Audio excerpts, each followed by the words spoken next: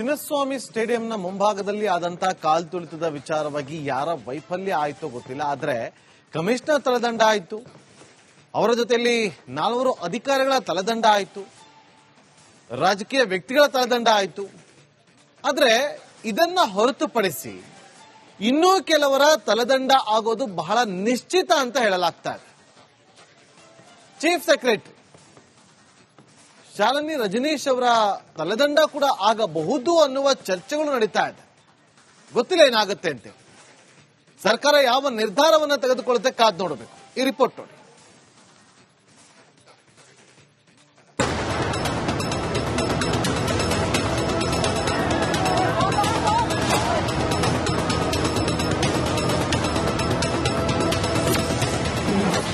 ಕಾಂಗ್ರೆಸ್ ಕೇಸರಿ ನಡುವೆ ಕಾಲ್ತುಳಿತ ಕದನ. ಸರ್ಕಾರದ ಸಮರ್ಥನೆಗೆ ಬಿಜೆಪಿ ಪಡೆ ಬೆಂಕಿ. ಚಿನ್ನಸ್ವಾಮಿ ಸ್ಟೇಡಿಯಂನಲ್ಲಿ ನಡೆದ ಕಾಲ್ತುಳಿತ ಪ್ರಕರಣ ಆಡಳಿತ ಮತ್ತು ವಿರೋಧ ಪಕ್ಷಗಳ ನಡುವೆ ಜಂಗಿ ಕುಸ್ತಿಗೆ ವೇದಿಕೆಯಾಗಿದೆ. ಭದ್ರತಾ ವೈಫಲ್ಯದ ನೆಪ ಒಡ್ಡಿ ಸರ್ಕಾರ ಪೊಲೀಸ್ ಅಧಿಕಾರಿಗಳನ್ನ ಅಮಾನತು ಮಾಡಿದ್ದು ಕೇಸರಿ ಪಡೆಯ ಕಣ್ಣು ಕೆಂಪಗಾಗುವಂತೆ ಮಾಡಿದೆ. ಅದರಲ್ಲೂ ಕಾಂಗ್ರೆಸ್ ಮಾಜಿ ಶಾಸಕಿ ಅಂಜಲಿ ಪತಿ ಹೇಮಂತ್ ನಿಂಬಾಳ್ಕರ್ರನ್ನ ಕೇವಲ ಎತ್ತಂಗಡಿ ಮಾಡಿದ್ದು ಬಿಜೆಪಿ ನಾಯಕರ ಬಾಯಲ್ಲಿ ಬೆಂಕಿ ಉಗುಳುವಂತೆ ಮಾಡಿದೆ.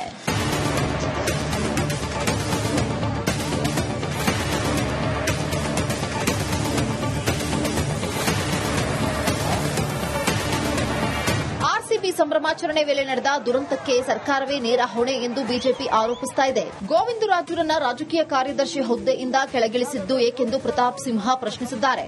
ಅಲ್ಲ, ನೀವು ಪೊಲೀಸ್ ಅಧಿಕಾರಿ ಮೇಲೆ ನನಗೆ 2 ಗಂಟೆ ಆದ್ರೂ ಕೂಡ ಮಾಹಿತಿನ ಕೊಡಲಿಲ್ಲ, ಆ ಕಾರಣಕ್ಕೋಸ್ಕರ ಸಸ್ಪೆಂಡ್ ಮಾಡಿದ್ದೀನಿ ಅಂತ ಹೇಳ್ತಾ ಇದ್ದೀರಲ್ಲ. ಹಾಗಾದ್ರೆ ಗೋವಿಂದರಾಜು ಅವರನ್ನ, ನಿಮ್ಮ ಸಂಸದೀಯ ಸಲಹೆಗಾರರನ್ನ ಯಾಕ್ರಿ ಸಸ್ಪೆಂಡ್ ಮಾಡಿದ್ರಿ ಸಿದ್ದರಾಮಯ್ಯ ಸಾಹೇಬ್ರೆ? ನಿಮ್ಮ ಎಲ್ಲಾ ಯೋಗಕ್ಷೇಮಗಳನ್ನ ನೋಡಿಕೊಳ್ಳುವಂತಹ ವ್ಯಕ್ತಿ ಈ ಗೋವಿಂದರಾಜು. ಗೋವಿಂದರಾಜ್ ಯಾಕೆ ಸಸ್ಪೆಂಡ್ ಮಾಡಿದ್ರಿ? ದಯವಿಟ್ಟು ಹೇಳಿ. ಪ್ರತಾಪ್ ಮಾತುಗಳನ್ನೇ ಕೇಂದ್ರ ಸಚಿವ ಜೋಶಿ ಸಹ ಪುನರುಚ್ಚರಿಸಿದ್ದು ಸಿಎಂ ಡಿಸಿಎಂ ರಾಜೀನಾಮೆಗೆ ಆಗ್ರಹಿಸಿದ್ದಾರೆ. ಒಂದು ಕಣ್ಣಿಗೆ ಬೆಣ್ಣೆ ಮತ್ತೊಂದು ಕಣ್ಣಿಗೆ ಸುಣ್ಣವ ಅಂತ ಹೇಳಿ ಕಿಡಿಕಾರಿದ್ರು.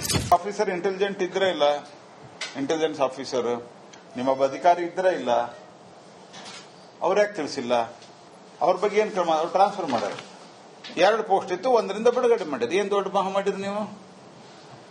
ತಮಗೆ ಬೇಕಾದ ಅಧಿಕಾರಿಗಳಿಗೆ ಬೆಣ್ಣೆ, ಬೇರೆದವರಿಗೆ ಸುಣ್ಣ. ಇನ್ನು ಅರೆಬರೆಯಲ್ಲಿ ಕಾರ್ಯಕ್ರಮ ಆಯೋಜನೆಯೇ ದುರಂತಕ್ಕೆ ಕಾರಣ ಅಂತ ಹೇಳಿ ಕಾಂಗ್ರೆಸ್ ಹಿರಿಯ ನಾಯಕ ಆರ್ ವಿ ದೇಶಪಾಂಡೆ ಹೇಳಿದ್ರು. ಆದರೆ ಚಿನ್ನಸ್ವಾಮಿ ಸ್ಟೇಡಿಯಂನಲ್ಲಿ ಕಾಲ್ತುಳಿತ ನಡೆದಿದೆ ಅಂತ ಹೇಳಿ ತಿಪ್ಪೆ ಸಾರಿಸಿದ್ರು. ಇದ್ರ ಹಿಂದೂ ಯಾವಾಗ ಅಲ್ಲಿ ಆಗಿದ್ದು ನನ್ನ ನೆನಪಿಲ್ಲ. ಆದರೆ ಈ ಜವಾಬ್ದಾರಿ ಮುಖ್ಯಮಂತ್ರಿಗಳು ತಗೊಳ್ಬೇಕು, ಉಪಮುಖ್ಯಮಂತ್ರಿಗಳು ತಗೊಳ್ಬೇಕಂತ ಹೇಳುದು ಸರಿಯಲ್ಲ. ಮುಖ್ಯಮಂತ್ರಿಗಳು, ಉಪಮುಖ್ಯಮಂತ್ರಿಗಳು ಅಲ್ಲೇ ಕರೆದ್ರಂತ ಒಬ್ಬ ಗೆಸ್ಟ್ ಆಗಲಿ ಅಥವಾ ಆ ಕಾರ್ಯಕ್ರಮಕ್ಕೆ ಅತಿಥಿಯಾಗಿ ಹೋಗಿದ್ರು ವಿನ ಅಲ್ಲೇ ಅವ್ರಿಗೂ ಕಲ್ಪನೆ ಇಲ್ಲ ಹೀಗೀಗ ಆಗ್ತಾ ಇದೆ ಅಂತ. ಸರ್ಕಾರ ಆಯೋಜನೆ ಮಾಡಿರ್ತಕ್ಕಂಥದ್ದು ಕಾರ್ಯಕ್ರಮ, ಸರ್ಕಾರ ಆಯೋಜನೆ ಮಾಡುವ ಕಾರ್ಯಕ್ರಮ ವಿಧಾನಸೌಧ ಮುಂದೆ ಆ ಕಾರ್ಯಕ್ರಮ ಆಯಿತು. ಕಾಲ್ತುಳಿತ ಘಟನೆಗೆ ರಾಜ್ಯ ಸರ್ಕಾರದ ಹೊಣೆಯಲ್ಲ ಅಂತ ಹೇಳಿ ಕಾನೂನು ಸಚಿವ ಎಚ್ ಕೆ ಪಾಟೀಲ್ ಹೇಳಿದ್ರು. ವಿಧಾನಸೌಧದಲ್ಲಿ ಯಾವುದೇ ದುರ್ಘಟನೆ ಆಗಿಲ್ಲ ಅಂತ ಹೇಳಿ ಪಾಟೀಲ್ರು ಕೋರ್ಟ್ಗೆ ಮಾಹಿತಿಯನ್ನು ಕೊಟ್ಟಿದ್ದೇವೆ ಎಂದು ಮಾತಿಗೆ ತೆರೆ ಎಳೆದ್ರು. ಈಗಾಗಲೇ ನಾವು ತನಿಖೆ ಆಗಬೇಕು ಅಂತ ಹೇಳಿ ನ್ಯಾಯಮೂರ್ತಿ ಮೈಕಲ್ ಕುನ್ನಾ ಅವರ ನೇತೃತ್ವದೊಳಗೆ ತನಿಖಾ ಸಮಿತಿಯನ್ನ ನೇಮಿಸಿದ್ವಿ. ಅದಾದ್ಮೇಲೆ ಪೊಲೀಸ್ ಅಧಿಕಾರಿಗಳು ಯಾರು ತಪ್ಪು ಮಾಡಿದ್ದಾರೆ ಅಂತೇಳಿ ನಮಗೆ ಪ್ರಾಥಮಿಕ ವರದಿಗಳು ಬಂದವು. ಅದರ ಮೇಲೆ ಸೂಕ್ತವಾಗಿರ್ತಕ್ಕಂಥ ಕ್ರಮ ತೆಗೆದುಕೊಂಡಿದ್ದೇವೆ. ಇನ್ನು ರಾಜ್ಯ ಸರ್ಕಾರದ ಅಮಾನತು ಮಾಡಿದ ಪೊಲೀಸರ ಪರ ನಿವೃತ್ತ ಐಪಿಎಸ್ ಅಧಿಕಾರಿಗಳು ಅಖಾಡಕ್ಕಿಳಿದಿದ್ದಾರೆ. ಐಪಿಎಸ್ ಅಧಿಕಾರಿಗಳ ಸಸ್ಪೆಂಡ್ಗೆ ಆಕ್ಷೇಪಿಸಿ ನಿವೃತ್ತ ಐಪಿಎಸ್ ಅಧಿಕಾರಿಗಳು ಸರ್ಕಾರಕ್ಕೆ ಪತ್ರ ಬರೆದಿದ್ದಾರೆ. ಅಧಿಕಾರಿಗಳ ಅಮಾನತು ವಾಪಸ್ ಪಡೆಯುವಂತೆ ಆಗ್ರಹಿಸಿದ್ದಾರೆ. Political bureau, Republic Kannada.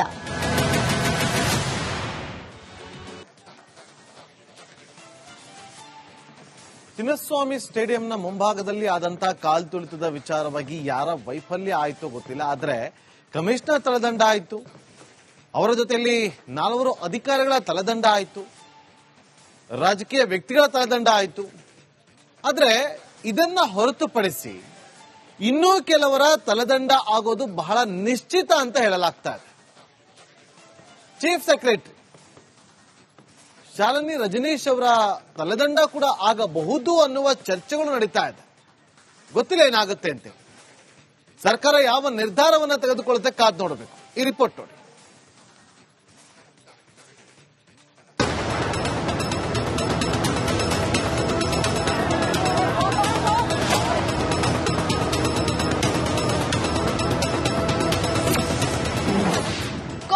ಕೇಸರಿ ನಡುವೆ ಕಾಲ್ತುಳಿತ ಕದನ. ಸರ್ಕಾರದ ಸಮರ್ಥನೆಗೆ ಬಿಜೆಪಿ ಪಡೆ ಬೆಂಕಿ. ಚಿನ್ನಸ್ವಾಮಿ ಸ್ಟೇಡಿಯಂನಲ್ಲಿ ನಡೆದ ಕಾಲ್ತುಳಿತ ಪ್ರಕರಣ ಆಡಳಿತ ಮತ್ತು ವಿರೋಧ ಪಕ್ಷಗಳ ನಡುವೆ ಜಂಗಿ ಕುಸ್ತಿಗೆ ವೇದಿಕೆಯಾಗಿದೆ. ಭದ್ರತಾ ವೈಫಲ್ಯದ ನೆಪ ಒಡ್ಡಿ ಸರ್ಕಾರ ಪೊಲೀಸ್ ಅಧಿಕಾರಿಗಳನ್ನ ಅಮಾನತು ಮಾಡಿದ್ದು ಕೇಸರಿ ಪಡೆಯ ಕಣ್ಣು ಕೆಂಪಗಾಗುವಂತೆ ಮಾಡಿದೆ. ಅದರಲ್ಲೂ ಕಾಂಗ್ರೆಸ್ ಮಾಜಿ ಶಾಸಕಿ ಅಂಜಲಿ ಪತಿ ಹೇಮಂತ್ ನಿಂಬಾಳ್ಕರ್ರನ್ನ ಕೇವಲ ಎತ್ತಂಗಡಿ ಮಾಡಿದ್ದು ಬಿಜೆಪಿ ನಾಯಕರ ಬಾಯಲ್ಲಿ ಬೆಂಕಿ ಉಗುಳುವಂತೆ ಮಾಡಿದೆ.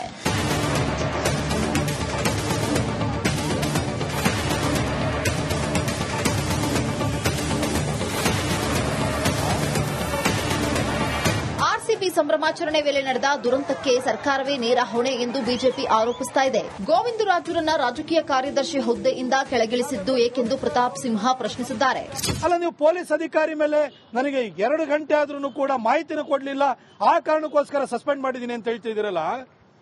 ಹಾಗಾದ್ರೆ ಗೋವಿಂದರಾಜು ಅವರನ್ನ ನಿಮ್ಮ ಸಂಸದೀಯ ಸಲಹೆಗಾರರನ್ನ ಯಾಕ್ರಿ ಸಸ್ಪೆಂಡ್ ಮಾಡಿದ್ರಿ ಸಿದ್ದರಾಮಯ್ಯ ಸಾಹೇಬ್ರೆ? ನಿಮ್ಮ ಎಲ್ಲಾ ಯೋಗಕ್ಷೇಮಗಳನ್ನ ನೋಡಿಕೊಳ್ಳುವಂತಹ ವ್ಯಕ್ತಿ ಈ ಗೋವಿಂದರಾಜು.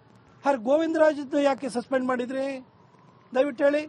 ಪ್ರತಾಪ್ ಮಾತುಗಳನ್ನೇ ಕೇಂದ್ರ ಸಚಿವ ಜೋಶಿ ಸಹ ಪುನರುಚ್ಚರಿಸಿದ್ದು ಸಿಎಂ ಡಿಸಿಎಂ ರಾಜೀನಾಮೆಗೆ ಆಗ್ರಹಿಸಿದ್ದಾರೆ. ಒಂದು ಕಣ್ಣಿಗೆ ಬೆಣ್ಣೆ ಮತ್ತೊಂದು ಕಣ್ಣಿಗೆ ಸುಣ್ಣವ ಅಂತ ಹೇಳಿ ಕಿಡಿಕಾರಿದ್ರು. ಆಫೀಸರ್ ಇಂಟೆಲಿಜೆಂಟ್ ಇದ್ರೆ ಇಲ್ಲ, ಇಂಟೆಲಿಜೆನ್ಸ್ ಆಫೀಸರ್ ನಿಮ್ಮ ಅಧಿಕಾರಿ ಇದ್ರೆ ಇಲ್ಲ, ಅವ್ರು ಯಾಕೆ ತಿಳಿಸಿಲ್ಲ? ಅವ್ರ ಬಗ್ಗೆ ಏನ್ ಕ್ರಮ? ಅವ್ರು ಟ್ರಾನ್ಸ್ಫರ್ ಮಾಡ್ಯಾರ. 2 ಪೋಸ್ಟ್ ಇತ್ತು, 1ರಿಂದ ಬಿಡುಗಡೆ ಮಾಡಿದ್ರು. ಏನ್ ದೊಡ್ಡ ಮಹಾ ಮಾಡಿರಿ ನೀವು?